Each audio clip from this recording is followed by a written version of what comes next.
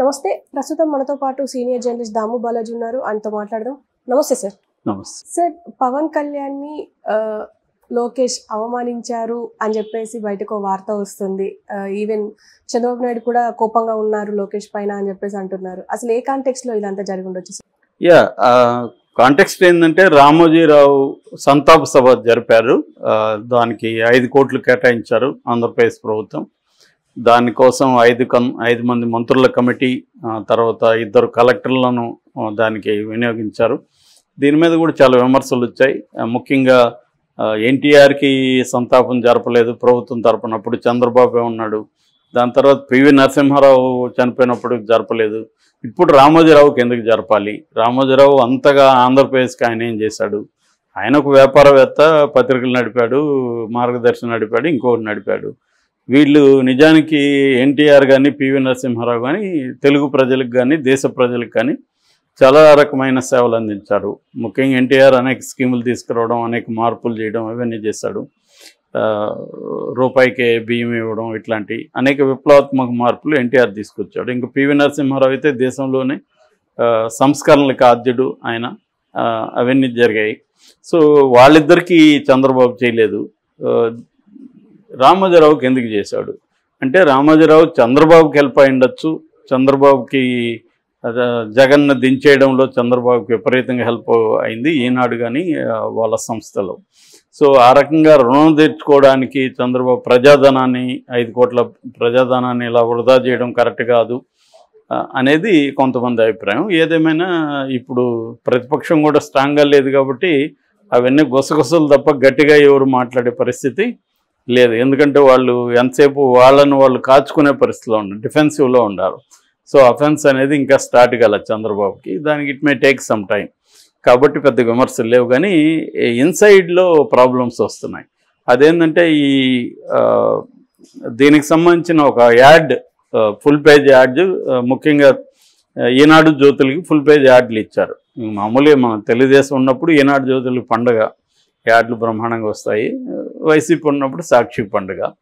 So అలాగే ఇప్పుడు 2 full page యాడ్లు వచ్చినప్పుడు చంద్రబాబు ఫోటో ఒకటే ఉంది, కింద పక్కన కానీ ఎక్కడ కానీ పవన్ కళ్యాణ్ ఫోటో లేదు. అంటే ఇది ఇప్పుడు విమర్శలకు దారితీస్తుంది. ఎందుకంటే ఇది సమాచార శాఖ ఇవన్నీ కూడా ఇప్పుడు లోకేష్ చూస్తున్నాడు కాబట్టి లోకేషే కావాలని చంద్రబాబుకి ఫోటో మాత్రం వేశాడు. ఎందుకంటే అధికారులు లోకేష్కి తెలియకుండా అధికారులు ఇలా వేస్తారా? సమాచార శాఖ అధికారులు, అందులో 5 మంది మంత్రులు కమిటీ ఉంది, వాళ్ళందరూ దీన్ని ఓకే చేస్తేనే కదా వెళ్తుంది. యాడ్ అంటే యాడ్ చూసి వీళ్ళకి ఇస్తారు కదా, వాళ్ళు చూసినప్పుడు ఇది ఓకే యాడ్, సెంటెన్స్లు కరెక్ట్గా ఉన్నాయి, ఇవన్నీ చూసుకొని యాడ్ వెళ్తుంది. ఇప్పుడు సెంటెన్స్ చూస్తే కూడా సుప్రభాత సూర్యుడ వందనం, మహోన్నత తేజమా వందనం, ఇట్లాంటివంతా పెట్టారు. ఇవన్నీ వాళ్ళు ఓకే చేస్తేనే కదా వెళ్తాయి. కాబట్టి క్లియర్గా ఇది లోకేష్కి తెలియకుండా జరిగే ప్రసక్తి లేదు. సో లోకేష్ని క్రాస్ చేసి మంత్రులు కానీ లేకపోతే అధికారులు కానీ వెళ్ళరు అనేది ఉంది. సో దానివల్ల జనసేనలో కూడా కొంత అసంతృప్తి ఉందని చెప్తున్నాను. నిన్న కూడా మనం ఒకటి చెప్పుకున్నాం. ఎందుకంటే మంత్రి పదవులు మంచివి ఇవ్వలేదు, సివిల్ సప్లైస్, తర్వాత సినిమాటోగ్రఫీ, ఈ 2 ఇచ్చారు. దుర్గేష్కేమో సినిమాటోగ్రఫీ, తర్వాత నాదెండ్ల భాస్కర్ సివిల్ సప్లైస్ ఇచ్చారు. అదేమంత గొప్ప శాఖలు కాదు. రెండవది పవన్ కళ్యాణ్కి కూడా తను ఏం చేస్తున్నాడో ఎవడికి తెలియదు. పేరుకి 5 శాఖలు ఉన్నాయి కానీ పెద్దగా అవి ఇంపాక్ట్ కలిగించేవిగా కనబడలేదు ఇప్పటి వరకు అయితే. సో మరి పవన్ కళ్యాణే అవి కోరుకున్నాడు అని కూడా వినిపిస్తుంది. ఆయనైతే ఎక్కడ నేనే ఇవి కోరుకున్నానని చెప్పలేదు, కానీ పవన్ కళ్యాణ్ కోరుకుంటేనే అవి ఇచ్చారు. జనరల్గా పవన్ కళ్యాణ్కి హోమ్ లాంటిది ఇస్తారు, తన ఎఫెక్ట్ చూపిస్తాడని అనుకున్నారు. ఒక కారణం ఏంటంటే పవన్ కళ్యాణ్కి వ్యవసాయం ఉన్న, పర్యావరణం ఉన్న ఇష్టం కాబట్టి ఆ శాఖలు ఇచ్చారు. అట్లాగే సినిమా ఇండస్ట్రీలో పవన్ కళ్యాణ్ ఉంటాడు కాబట్టి ఆ శాఖ కూడా జనసేనకి ఇచ్చారు అన్నది ఒక అభిప్రాయం ఉంది. ఏదేమైనా మంత్రులైతే 3కి ఇచ్చారు. నామినేటెడ్ పదవులు ఇప్పుడు అక్కడే గొడవ వచ్చే అవకాశం ఉంది. చంద్రబాబు కూడా ఉన్న ప్రాబ్లం ఏంటంటే, ఆయనకి ఇబ్బందులు ఏంటంటే, ఆయన తెలుగుదేశం వాళ్ళే 135 మంది గెలిచారు. సో 5 ఏళ్ళు అధికారం లేదు కాబట్టి చాలామంది అనేక ఇబ్బందులు వైసీపీ నుంచి పడ్డారు, జగన్ నుంచి. సో వాళ్ళందరినీ అకామిడేట్ చేయాలి. మంత్రులుగా అకామిడేట్ చేయలేని పరిస్థితి, ఎందుకంటే లిమిటెడ్ నెంబర్ కాబట్టి. సో ఇప్పుడు నామినేటెడ్ పోస్టులలో అకామిడేట్ చేయాలి వాళ్ళని. అట్లాగే చాలామంది తెలుగుదేశానికి ఫండ్ ఇచ్చి ఆదుకున్న వాళ్ళు ఉంటారు ఈ 5 ఏళ్లలో. సో ఇలా రకరకాల పద్ధతుల్లో తెలుగుదేశానికి పనికొచ్చిన వాళ్ళు, జగన్కి యాంటీగా గట్టిగా పోరాడిన వాళ్ళు, ఆ క్రమంలో ఇబ్బందులు పడిన వాళ్ళు ఉంటారు. ఇప్పుడు జనసేన వాళ్ళు కూడా ఏంటంటే 21 100% స్ట్రైక్ రేట్తో జనసేన గెలిచింది. సో రెండోది ఏంటంటే పవన్ కళ్యాణ్ లేకపోతే అసలు చంద్రబాబు ఈ స్థాయికి వచ్చేవాడా అన్న ఇది కూడా ఉంది మనకు. అదే అనేకసార్లు చంద్రబాబే కూడా చెప్పాడు. నిజంగా కూడా అదే, ఒకప్పుడు చంద్రబాబు అరెస్ట్ అయినప్పుడు నిజానికి ఒక నిస్తేజం నిర్వేదంలోకి వెళ్ళిపోయారు తెలుగుదేశం. అప్పుడు ఒక ఉత్సాహాన్ని క్రియేట్ చేసింది, మళ్ళీ ఒక బడ్జెట్ తీసుకొచ్చింది పవన్ కళ్యాణ్, ధైర్యం చెప్పి నిలబడ్డం అవన్నీ.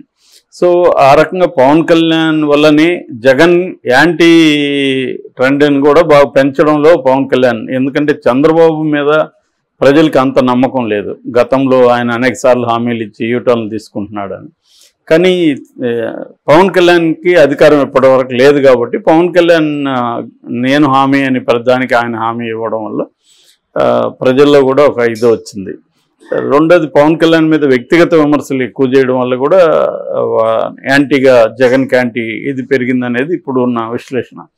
ఏదేమైనా పవన్ కళ్యాణ్ ఫ్యాక్టర్ అనేది చంద్రబాబుకి బాగా ఉపయోగపడింది. ఆ రకంగా చంద్రబాబు వల్ల కూడా పవన్ కళ్యాణ్ కూడా మేలు జరిగింది. లేదంటే ఆయన 10 ఏళ్ళుగా ఆయనే గెలవని పరిస్థితి ఉంటే ఇవాళ ఒక్కసారిగా 21 మంది రావడం, ఆయన ఉప ముఖ్యమంత్రి అయిపోవడం, ఇవన్నీ ఖచ్చితంగా హెల్ప్ అయినాయి. కానీ ఇప్పుడు పదవుల పంపకంలో వీళ్ళకి ఇబ్బంది వచ్చే అవకాశం ఉంది. సో అది జనసేన వాళ్ళు కోరుకున్న స్థాయిలో రాదు. రెండోది ఏమంటే ఉప ముఖ్యమంత్రి అనేది పేరుకే కానీ రాజ్యాంగబద్ధమైన పదవి అయితే కాదు. అదేదో ఊరికే ఉప ముఖ్యమంత్రి అని పేరు చెప్తారు తప్ప మనకి తెలంగాణలో ఇంతకుముందు కానీ ఆంధ్రాలో కానీ జగన్ ఉన్నప్పుడు కానీ ఉప ముఖ్యమంత్రులు అనేది ఎవరో కూడా ఎవరికి తెలియదు, పేర్లు తప్ప.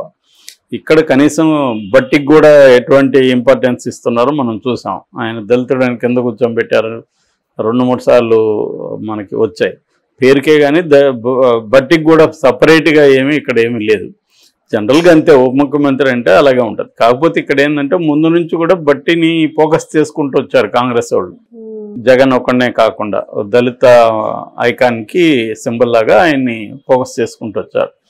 ఇప్పుడు చంద్రబాబుకి లోకేష్కి ఉన్న ఇదేంటంటే ఈవెన్ తెలుగుదేశంలో కూడా పవన్ కళ్యాణ్కి మనం కానీ విపరీతమైన హైప్ ఇచ్చి చేసుకుంటూ వస్తే రేపు పొద్దున నెక్స్ట్ సీఎంగా పవన్ కళ్యాణ్ ఫోకస్ అయ్యే అవకాశం ఉంది. అప్పుడు లోకేష్కి కానీ చంద్రబాబు ఒకవేళ ఆయనకి 80 వస్తాయి 2029కి, ఆయన యాక్టివ్గా ఉండే అవకాశం ఉంది ఇప్పటి వరకు చూసుకుంటే. ఒకవేళ మళ్ళీ ఉంటే ఆయనే సీఎంగా రావడానికి ట్రై చేస్తాడు. కానీ పవన్ కళ్యాణ్ అప్పుడు డిమాండ్ చేసే అవకాశం ఉంది. జనసేన వాళ్ళు కానీ పవన్ కళ్యాణ్ కానీ కనీసం 2.5 ఏళ్ళు సీఎంగా పవన్ కళ్యాణ్ ఉండాలని ఈసారి ప్రీపోల్ ఫ్యాక్ట్లో డిమాండ్ వచ్చే అవకాశం ఉంది. ఎందుకంటే గతంలో కూడా మాకు ఒక 30 సీట్లు ఇవ్వండి నేను సీఎంగా డిమాండ్ చేస్తానని పవన్ కళ్యాణ్ అనేకసార్లు అన్నాడు. 50 అయితే అడిగే అవకాశం ఉంది. సో ఈ క్రమంలో ఇది లోకేష్ వల్ల ఇది జరిగింది. లోకేష్ పవన్ కళ్యాణ్ ఇమేజ్ని పెంచకుండా చూసుకుంటున్నాడు. చంద్రబాబుకి ఇంకా కూడా భయం ఉంది, మళ్ళీ కూడా పవన్ కళ్యాణ్ అవసరం ఉంటుందని. కానీ లోకేష్ ఏమంటే పవన్ కళ్యాణ్ పెంచే కొద్దీ తనకి ఇబ్బంది అని ఫీల్ అవుతున్నాడు అనేది ఒక వాదన. అది కొంత లాజికల్గానే ఉంది. ఎందుకంటే లోకేష్ నెక్స్ట్ నాయకుడిగా అవ్వాలంటే ఈ 5 ఏళ్లలో తను ఎదగాలి కదా. తనకంటే పవన్ కళ్యాణ్ ఫ్రంట్లకి ఆల్రెడీ పవన్ కళ్యాణ్కి ఒక కరిష్మా ఉంది ప్రజల్లో, లోకేష్కి లేదు ఆ కరిష్మా. సో లేనప్పుడు లోకేష్ పవన్ కళ్యాణ్ని ఖచ్చితంగా డౌన్ ప్లే చేయాలని అనుకుంటాడు. సో మేబీ ఇది కూడా అదేనా అనేది వాళ్ళు క్లారిఫై చేస్తే కానీ తెలియదు మనకు. Okay sir, thank you.